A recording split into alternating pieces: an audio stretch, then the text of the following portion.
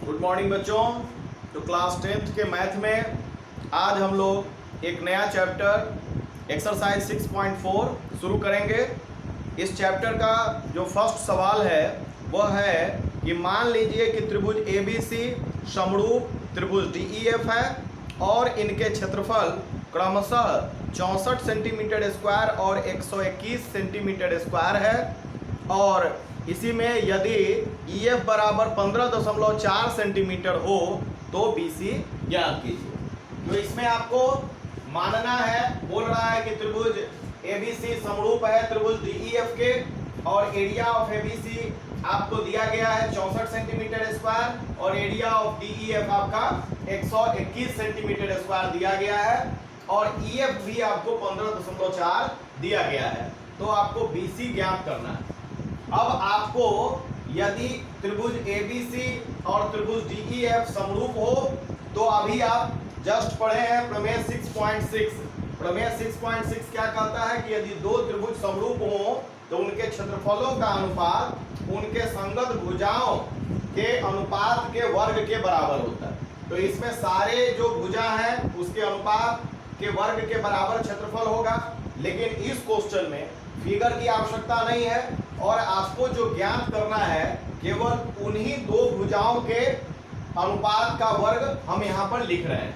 यहाँ पर area of त्रिभुज ABC बटा एरिया ऑफ त्रिभुज DEF और यहाँ पर EF दिया गया है। तो EF जो आपका साइड है उसका संगत भुजा ABC में क्या है, BC है। तो एरिया ऑफ ABC बटा एरिया ऑफ DEF बराबर होगा BC बटे EF का स्क्वायर प्रमेय 6.6 से।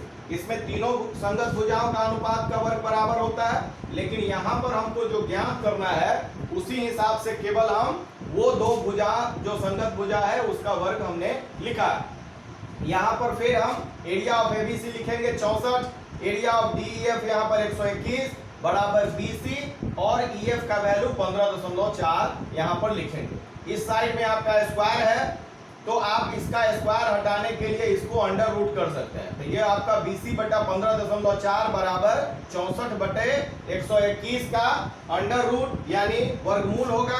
64 का वर्गमूल 8 और 121 का वर्गमूल 11।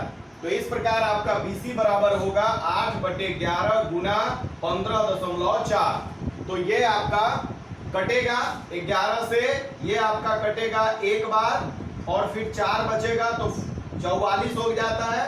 तो यहाँ पर आपका 4 बार में फिर कटेगा। तो यानी 8 इंटू 1.4 जो मल्टीप्लाई करके 11.2 BC का वैल्यू आएगा और ये आपका आंसर है क्वेश्चन नंबर 1 का।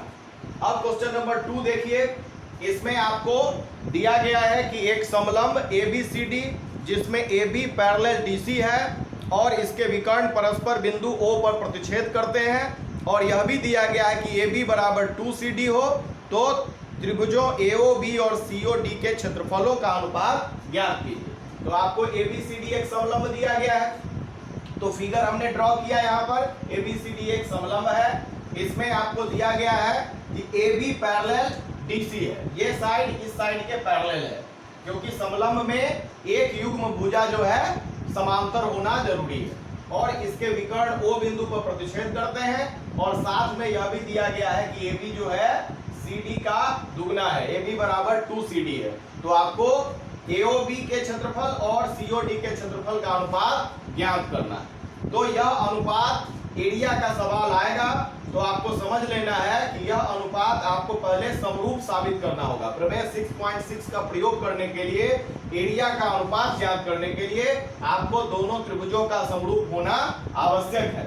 तो पहले हम AOB और COD को समरूप साबित करेंगे। तो त्रिभुज AOB और COD में यहाँ आप देखते हैं कि कोण OAB यहाँ पर जो कोण बन रहा है और OCD जो इसका बन रहा है वो दोनों एकांतर कोण है क्योंकि यह पैरेलल है। AB समांतर DC दिया गया है। साथ में ये कोण और ये कोण यानी AOB और COD ये दोनों कोण शीर्षाभिमुख कोण है। तो दो कोण त्रिभुजों में बराबर है इसलिए AA समरूपता से त्रिभुज AOB त्रिभुज COD के समरूप हो जाएगा और जब यह समरूप होगा तो प्रमेय 6.6 लागू होगा यानी एरिया ऑफ AOB बटा एरिया ऑफ COD बराबर संगत भुजा के अनुपात के वर्ग के बराबर होगा। और आपको यहाँ AB और CD का जो है वैल्यू दिया गया है, तो इसलिए यहाँ पर इसका साइड AB लेंगे और उसका संगत साइड इसका होगा CD। तो AB बटा CD का स्क्वायर बराबर AB का वैल्यू पुट करेंगे, AB बराबर 2CD दिया गया है, तो ये वैल्यू पुट किया तो इसमें आपका CD से CD कैंसिल हो जाएगा। तो ऊपर में आपका क्या बचेगा, 2 का स्क्वायर यानी 4 और नीचे में 1 है, तो 1 का स्क्वायर 1 यानी एरिया ऑफ AOB अनुपात एरिया ऑफ COD बराबर 4:1 इसका आंसर होगा। इसका क्वेश्चन नंबर 3 कहता है कि आकृति 6.44 में एक ही आधार BC पर दो त्रिभुज ABC और DBC बने हुए हैं। यदि AD BC को O पर प्रतिच्छेद करे तो दर्शाइए कि एरिया ऑफ ABC बटा एरिया ऑफ DBC बराबर AO बटा DO है। तो आपको आकृति दिया गया है और आकृति में एक ही आधार यहाँ देखिए BC है, इस पर दो त्रिभुज बने हुए हैं ABC और इसी आधार पर दूसरा त्रिभुज बना हुआ है DBC। इन दोनों का आधार BC है और इसमें आपका जो विकर्ण है AD और BC वो O पर प्रतिच्छेद करते हैं और आपको दिखलाना है कि एरिया ऑफ ABC बटा एरिया ऑफ DBC बराबर AO बटा DO। ये आपको AO बटा DO दिखलाना है। इस सवाल को हल करने के लिए आपको कुछ कंस्ट्रक्शन करना है। आप AE लंब डालेंगे BC पर और यहाँ D से DF लंब डालेंगे BC पर। तो AE लंब BC एवं DF लंब BC खींचा और इसके बाद आप AEO और DFO जो ये आपका त्रिभुज बन रहा है, या इसको कहिए AOE और DOF, ये जो दो त्रिभुज है इसको समरूप सिद्ध करना है। इसमें आपका AEO जो है ये 90 डिग्री का एंगल है और इधर DFO जो है वो 90 डिग्री का एंगल है। तो एक कोण आपका 90 डिग्री का बन रहा है और दूसरा ये जो कोण है AOE और इधर जो कोण बन रहा है DOF, यह शीर्षाभिमुख कोण बन रहा है। तो दो कोण आपका बराबर हो रहा है त्रिभुज में, इसलिए AA समरूपता से त्रिभुज AOE समरूप होगा त्रिभुज DOF। और जब यह समरूप हो जाएंगे तो इनके संगत भुजाएं समानुपाती होंगी। तो संगत भुजा क्या है, इधर का AO समानुपाती होगा DO के और ये आपका AE जो है ये समानुपाती होगा DF के। अब आप कहेंगे कि इसमें इन्हीं दो भुजाओं को क्यों समानुपाती साबित किया गया है, तो एक तो आपको प्रूफ जो करना था वहां से लिए हैं AO बटा DO और दूसरा AE बटा DF इसलिए लिया गया है कि जब आप एरिया निकालेंगे ABC का तो इसमें आधार गुना शीर्षलंब जो लिखना होगा, तो उसमें यहाँ पर शीर्षलंब AE है और इस त्रिभुज का शीर्षलंब DF है, इसलिए AE और DF का अनुपात भी हम यहाँ से प्राप्त कर रहे हैं। यह समीकरण 1 हो गया। अब आपका एरिया ऑफ त्रिभुज ABC बटा एरिया ऑफ त्रिभुज DBC बराबर क्या होता है, एरिया जो होता है त्रिभुज का बराबर 1/2 गुने आधार गुने शीर्षलंब। तो ABC का एरिया में आधार BC है और शीर्षलंब AE है और DBC के एरिया में आधार BC ही है और शीर्षलंब आपका DF है। यहाँ पर आपका 1/2 BC दोनों का कैंसिल हो जाएगा ऊपर नीचे, तो ये आपका आ जाएगा AE बटा DF और प्रूफ करना है आपको AO बटा DO। तो एरिया ऑफ ABC बटा DBC बराबर AE बटा DF, जो AE बटा DF जो है वो AO बटा DO के है, समीकरण 1 में हमने सिद्ध किया है। तो इसके जगह पर हम AO बटा DO लिखेंगे समीकरण 1 से और इस प्रकार आपका क्वेश्चन नंबर 3 प्रूव्ड हो जाता है। अब आपका क्वेश्चन नंबर 4 है कि यदि दो समरूप त्रिभुजों के क्षेत्रफल बराबर हों तो सिद्ध कीजिए कि वे त्रिभुज सर्वांगसम होते हैं। तो आपको समरूप भी दिया हुआ है दो त्रिभुज और वह एरिया भी उसका बराबर दिया गया है कि उसका क्षेत्रफल भी बराबर। तो दो त्रिभुज ABC और DEF इस प्रकार दिए गए हैं कि ABC समरूप त्रिभुज DEF और साथ में एरिया ऑफ ABC बराबर एरिया ऑफ DEF, ये आपको दिया गया है। और तो सिद्ध करना है कि त्रिभुज ABC सर्वांगसम त्रिभुज DEF, इसमें आपको सर्वांगसम सिद्ध करना है। तो पहली चीज कि आपका जब समरूप दिया हुआ है ABC और DEF तो इसके संगत भुजाओं को हम समानुपाती साबित करेंगे। तो संगत भुजा इसका समानुपाती हो गया आपका कि AB बटा DE बराबर BC बटा EF बराबर AC बटा DF हो गया इसका। और साथ में यह समरूप दिया हुआ है तो यह जो क्षेत्रफल होगा इसका क्षेत्रफल का अनुपात वो भुजाओं के आपका अनुपात के वर्ग के बराबर होगा। तो ये आपका ए बी बटा डी का स्क्वायर बराबर बी सी बटे ई एफ का स्क्वायर बराबर ए सी बटा डी एफ का स्क्वायर होगा। अब यहां पर चूंकि ए बी सी और डी ई एफ का एरिया बराबर है, तो जब इसको भाग देंगे, बटा करेंगे, तो दोनों बराबर है, इसलिए कट के कितना आएगा, 1 आ जाएगा। तो यहां पर समीकरण 1 से इस साइड को हम 1 लिखे हैं और इसको इसी तरह उतार दिए। अब आप देखते हैं कि यह 1 कब आएगा, जब ये दोनों बराबर होंगे। जैसे 2 है तो 2 बटा 2 कट के आपका जो है 1 आ जाएगा। तो यानी ये बराबर तभी होंगे जब ये सारे जो भुजाएं हैं जिनका अनुपात हमने लिखा है वो सारे भुजाएं आपस में संगत भुजाएं बराबर हो। तो यहां से आपको आ गया ए बी बराबर डी, बी सी बराबर ई एफ और ए सी बराबर डी एफ। तो यदि तीनों संगत भुजाएं बराबर आ गए हैं तो एस ए एस सर्वांग समता नियम लागू होगा और इस कारण त्रिभुज एबीसी सर्वांगसम हो जाएगा त्रिभुज डीईएफ के। अब क्वेश्चन नंबर 5 कहता है कि एक त्रिभुज एबीसी की भुजाओं ए बी, बी सी और सी ए के मध्य बिंदु क्रमशः डी, ई और एफ हैं और त्रिभुज डीईएफ और त्रिभुज एबीसी के क्षेत्रफलों का अनुपात ज्ञात कीजिए। तो आप त्रिभुज एबीसी लिए हैं और इसमें आपको दिया गया है कि ए बी का मध्य बिंदु डी है, बी सी का मध्य बिंदु ई है और ए सी का मध्य बिंदु एफ है। और जो मध्य बिंदु है उन सारे मध्य बिंदुओं को मिलाने से भी जो त्रिभुज बनता है डीईएफ त्रिभुज बनता है। इन्हीं के क्षेत्रफलों का अनुपात ज्ञात करना है। मतलब छोटा वाला जो त्रिभुज डीईएफ बन रहा है सो और बड़ा वाला टोटल जो त्रिभुज है इनके क्षेत्रफलों का अनुपात आपको ज्ञात करना है। तो यहाँ पर क्लास 9 का जो एक रिजल्ट था उसका प्रयोग होगा और वह रिजल्ट क्या था कि किसी त्रिभुज की दो भुजाओं के मध्य बिंदुओं को मिलाने वाली रेखा तीसरी भुजा के समांतर और आधी होती है। ध्यान से समझिए, यदि एबीसी एक त्रिभुज है और इसमें AB का मध्य बिंदु D है और AC का मध्य बिंदु F है, तो इसको जो मध्य बिंदु को मिलाने वाली रेखा DF होगी वह BC के समांतर होगी और साथ में DF जो होगा BC के आधी होगी। इस रिजल्ट का प्रयोग इस सवाल में हमको करना है। यहाँ पर लिखेंगे कि चूंकि E और F क्रमशः त्रिभुज ABC के भुजा BC और AC के मध्य बिंदु है। यहाँ पर E जो है BC के मध्य बिंदु है और F जो है AC का मध्य बिंदु है, इसलिए यह जो मध्य बिंदुओं को मिलाने वाली जो रेखा है EF वह AB के समांतर होगी और साथ में EF जो होगी वह AB के आधी होगी। इसको हम इक्वेशन 1 मानेंगे। इसी प्रकार D और E, यहाँ पर D और E क्रमशः भुजा AB और BC के मध्य बिंदु हैं, इसलिए DE जो होगा इसको मिलाने वाली रेखा वह AC के समांतर होगी और साथ में DE जो होगी वह AC का हाफ भी होगा। अब यहाँ पर आप देखते हैं कि ADEF क्या है। ADEF में आपका ADEF जो है इसमें ये आपका पैरेलल हमने ये सिद्ध किया है, मतलब EF पैरेलल AB सिद्ध किया है और साथ में यह आपका DE पैरेलल AC सिद्ध किया है। तो ये इसके समांतर है, ये इसके समांतर है, तो यानी ADEF एक समांतर चतुर्भुज आपका आएगा।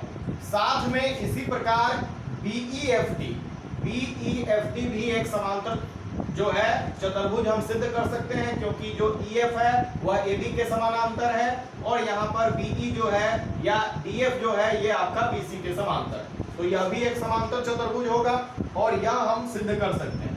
तो अब आपका जो DEF है और ABC, मतलब अंदर वाला जो छोटा वाला त्रिभुज है और बड़ा वाला जो ABC त्रिभुज है, इसके कोणों को हम देखें तो कोण DEF जो है, कोण DEF वह बराबर होगा कोण A के।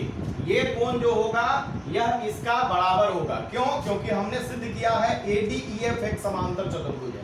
ADEF एक समांतर चतुर्भुज है और समांतर चतुर्भुज में जो सम्मुख कोण होता है वो बराबर होते हैं। तो सम्मुख कोण आपका E है और इसका सम्मुख कोण A है, यानी यहाँ पर DEF जो है वो बराबर होगा कोण A के, क्योंकि समांतर चतुर्भुज ADEF के ये सम्मुख कोण है। उसी प्रकार कोण EFD जो है वह बराबर होगा टोटल ABC के B कोण के। ये कोण इसके बराबर होगा क्योंकि हमने BEFD को भी समांतर चतुर्भुज सिद्ध किया था और ये दोनों कोण जो है उन समांतर चतुर्भुज का सम्मुख कोण है। तो EFD बराबर हो गया कोण B।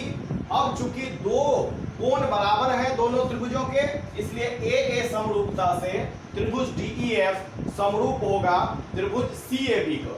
CAB इसलिए लिख रहे हैं क्योंकि E कोण जो है A के आपका बराबर है और F कोण B के बराबर है, तो E के जगह पर A और F के जगह पर B लिखेंगे। अब दिस इंप्लाइज जब दो त्रिभुज समरूप होते हैं तो उनका क्षेत्रफलों का अनुपात उनके संगत भुजाओं के अनुपात के वर्ग के बराबर होता है, प्रमेय 6.6। तो यहाँ पर एरिया ऑफ DEF बटे एरिया ऑफ CAB बराबर EF बटा AB का स्क्वायर। अब यहाँ पर इसके जगह पर ये आपका वही रह गया, एरिया ऑफ CAB बराबर एरिया ऑफ ABC लिख सकते हैं। चूंकि दोनों जो है एक ही त्रिभुज बन रहा है इसलिए उनका क्षेत्रफल बराबर होगा। यहाँ पर EF जो है यहाँ पर हमने निकाल के रखा है कि EF बराबर हाफ AB है, तो आप EF के जगह पर हाफ AB लिखेंगे, नीचे में AB था, AB से AB कैंसिल होगा, तो आपका 1/2 का स्क्वायर आएगा। 1/2 का स्क्वायर क्या होता है? 1/4। नीचे में 1 था इसलिए कोई फर्क नहीं पड़ा है। और आपका एरिया ऑफ DEF इसका अनुपात एरिया ऑफ ABC, DEF और ABC का एरिया का अनुपात बराबर 1/4 होगा। अब इसका क्वेश्चन नंबर 6 है कि सिद्ध कीजिए कि दो समरूप त्रिभुजों के क्षेत्रफलों का अनुपात इनकी संगत माध्यिकाओं के अनुपात का वर्ग होता है। तो आपको दो समरूप त्रिभुज लेना है कि दिया गया है कि त्रिभुज ABC समरूप त्रिभुज PQR और AD और PM क्रमशः त्रिभुज ABC और PQR के माध्यिकाएं। AD जो है और PM है, AD जो है ABC का माध्यिका है और PM PQR के माध्यिका है। तो सिद्ध करना है कि एरिया ऑफ ABC बटा एरिया ऑफ PQR बराबर AD बटे PM का स्क्वायर। मतलब क्षेत्रफल जो है ABC और क्षेत्रफल PQR इसका अनुपात जो है संगत माध्यिकाओं के अनुपात के वर्ग के बराबर होता है, ये आपको प्रूफ करना है। तो चूंकि त्रिभुज ABC समरूप है त्रिभुज PQR के, तो ये होगा AB बटा PQ बराबर AD बटा PM। यह जो इसका भुजा होगा उसके अनुपात के बराबर होगा उनकी माध्यिकाएं, AB बटा PQ बराबर AD बटा PM।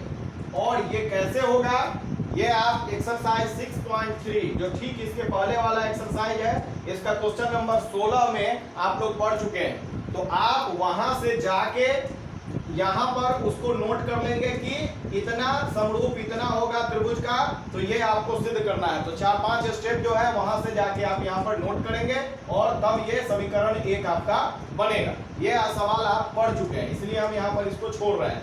पुनः यदि त्रिभुज ABC समरूप है त्रिभुज PQR, तो प्रमेय 6.6 से एरिया ऑफ ABC बटा एरिया ऑफ PQR बराबर होगा संगत भुजाओं के अनुपात का वर्ग। यानी इधर से AB लेते हैं तो इसका संगत भुजा PQ और इसके अनुपात के वर्ग के बराबर होगा। और ये आपका जो है AB बटा PQ बराबर है AD बटा PM, इसलिए इसके जगह पर जब AD बटा PM का स्क्वायर लिखेंगे समीकरण 1 से, तो जो आपको प्रूफ करना था वो आपका प्रूफ हो जा रहा है क्वेश्चन नंबर 6। अब क्वेश्चन नंबर 7 देखिए, वह कहता है कि सिद्ध कीजिए कि एक वर्ग की किसी भुजा पर बनाए गए समबाहु त्रिभुज का क्षेत्रफल उसी वर्ग के एक विकर्ण पर बनाए गए समबाहु त्रिभुज के क्षेत्रफल का आधा होता है। तो आपको एक वर्ग लेना है, तो दिया गया है कि ABCD एक वर्ग है, हम ये माने हैं, और उसकी भुजा BC पर, ये ABCD वर्ग के एक भुजा, ABCD आपका वर्ग है, इसकी भुजा BC पर एक समबाहु त्रिभुज की रचना हमने यहाँ पर की। यहाँ पर इसकी भुजा BC पर समबाहु त्रिभुज EBC, ये आपका एक समबाहु त्रिभुज की रचना यहाँ किया गया है। और विकर्ण AC जो है, इस वर्ग का जो विकर्ण है AC, इस पर एक समबाहु त्रिभुज इधर बनाया गया है, ये हुआ आपका ACF। ये दो समबाहु त्रिभुज बनाए गए। तो आपको देखना है कि यह जो दो समबाहु त्रिभुज है ACF और EBC, यह दोनों का प्रत्येक कोण क्या होगा? 60 डिग्री का होगा। क्यों होगा? क्योंकि यह समबाहु त्रिभुज है और हमको पता है कि समबाहु त्रिभुज का प्रत्येक कोण 60 डिग्री होता है। इसलिए EBC समरूप होगा त्रिभुज ACF के। क्यों? AAA समरूपता से प्रत्येक कोण 60 डिग्री। जब ये दोनों समरूप हो जाएंगे तो इनका क्षेत्रफल का अनुपात संगत भुजाओं के अनुपात के वर्ग के बराबर होगा प्रमेय 6.6 से। यानी एरिया ऑफ EBC बटा एरिया ऑफ ACF बराबर इसकी भुजा BC बटे इसकी भुजा CF। के अनुपात का वर्ग। अब साथ में आप ये जानते हैं कि वर्ग का विकर्ण का फॉर्मूला होता है √2 गुना भुजा। तो यहाँ पर जो CF है आपका, यह CF जो है वह विकर्ण AC के बराबर है। यह विकर्ण आपका AC के बराबर है। क्यों? क्योंकि CF और AC दोनों क्यों बराबर है? क्योंकि यह एक समबाहु त्रिभुज है। तो समबाहु त्रिभुज का क्या होता है? सभी भुजा जो है बराबर होती है। तो यह जो आपका विकर्ण होता है, वर्ग का विकर्ण √2 गुने भुजा, और CF बराबर AC, तो AC बराबर होगा आपका √2 BC, यानी √2 गुने वर्ग की भुजा। अब यहाँ पर BC से BC कैंसिल हो जाएगा और आपका आएगा 1/√2, और इसका स्क्वायर जब करेंगे तो ये आ जाएगा आपका 1/2। अब यह जो एरिया ऑफ ACF है ये क्रॉस मल्टीप्लिकेशन में इधर आ जाएगा, तो एरिया ऑफ EBC बराबर होगा 1/2 एरिया ऑफ ACF, यानी जो भुजा पर आपका त्रिभुज बन रहा है समबाहु त्रिभुज, उसका क्षेत्रफल विकर्ण पर बनने वाले समबाहु त्रिभुज के क्षेत्रफल के आधी सिद्ध हो गई। अब प्रश्न संख्या 8 जो है, यह प्रश्न संख्या 8 कहता है, यह ऑब्जेक्टिव क्वेश्चन है 8 और 9। इसमें ABC और BDE दो समबाहु त्रिभुज इस प्रकार है कि D भुजा BC का मध्य बिंदु है। तो त्रिभुज ABC और BDE के क्षेत्रफलों का अनुपात आपको ज्ञात करना है। 4 ऑप्शन आपको दिए गए हैं इस सवाल में। तो ABC और BDE दो समबाहु त्रिभुज दिया गया है। तो ABC एक त्रिभुज है, समबाहु त्रिभुज है, इसकी सभी भुजाएं बराबर है आपस में। और यहाँ पर BDE एक त्रिभुज की रचना करनी है, इस प्रकार करनी है कि D जो है BC का आधा है। तो D जो है आपका BC का मध्य बिंदु है। इस प्रकार से आपको BD को भुजा मानते हुए जो BC का आधा है, यह आपको एक समबाहु त्रिभुज की रचना करनी है। तो यहाँ पर ABC जो त्रिभुज होगा वह त्रिभुज BDE के समरूप होगा। क्यों? क्योंकि दोनों त्रिभुज समबाहु त्रिभुज है और सभी का प्रत्येक कोण 60-60 डिग्री है, यानी AAA समरूपता से त्रिभुज ABC समरूप BDE, और इसलिए इनके क्षेत्रफलों का अनुपात इनकी संगत भुजाओं के अनुपात के वर्ग के बराबर होगा। और इसमें आप कोई भी भुजा ले सकते हैं क्योंकि सभी भुजाएं आपस में बराबर है। इसका भी आप कोई भी भुजा ले सकते हैं क्योंकि सभी भुजा इसके आपस में बराबर है समबाहु त्रिभुज में। तो इसका हमने भुजा लिया BC, इसका भुजा लिया BD, और यहाँ दिया गया है कि D मध्य बिंदु है BC का, इसलिए BC बराबर होगा BD का दुगना, यानी 2BD। तो ये आपका BD से BD कैंसिल होगा, तो ये आपका 4:1, 4/1 आएगा, यानी 4:1, और इसका सही उत्तर होगा आपका विकल्प C। ये आपका उत्तर होगा। अब क्वेश्चन नंबर 9 कहता है कि दो समरूप त्रिभुजों की भुजाएं 4:9 के अनुपात में है, तो इनके त्रिभुज के क्षेत्रफलों का अनुपात क्या है? तो यदि समरूप त्रिभुज दिया रहेगा तो क्षेत्रफल का अनुपात क्या होता है? भुजाओं के अनुपात का वर्ग। तो यहाँ पर भुजा का अनुपात 4:9 है, इसलिए इसका वर्ग करेंगे तो 16:81, यानी D इसका आंसर होगा। तो ध्यान रखेंगे, जब ऑब्जेक्टिव क्वेश्चन होगा, भुजा का अनुपात दिया रहेगा तो सीधे उसका स्क्वायर करके क्षेत्रफल का अनुपात निकाल सकते हैं, और यदि क्षेत्रफल का अनुपात दिया रहेगा तो आप इसका वर्गमूल करके भुजाओं का अनुपात ज्ञात कर सकते हैं। ऐसे बहुत सारे प्रश्न आपको मैट्रिक के परीक्षा में पीछे के वर्षों में पूछे गए। तो इसी के साथ बच्चों आज यह एक्सरसाइज 6.4 समाप्त होता है। अगले दिन हम लोग इसमें पाइथागोरस प्रमेय और उससे संबंधित 3 जो थ्योरम है वह आप पढ़ेंगे त्रिभुज चैप्टर के अंतर्गत। तब तक के लिए जो है हम विराम लेते हैं, और आपको यदि यह वीडियो पसंद आ रहा है तो जरूर आप इसको लाइक करें, चैनल को सब्सक्राइब करें, और आप अपने माध्यम से, अपने फेसबुक के माध्यम से या अपने चैनल के माध्यम से आप इसको शेयर भी करें, ताकि अन्य लोग भी आपके सर के बारे में और यह मैथ के क्लास के बारे में जान सकें। धन्यवाद।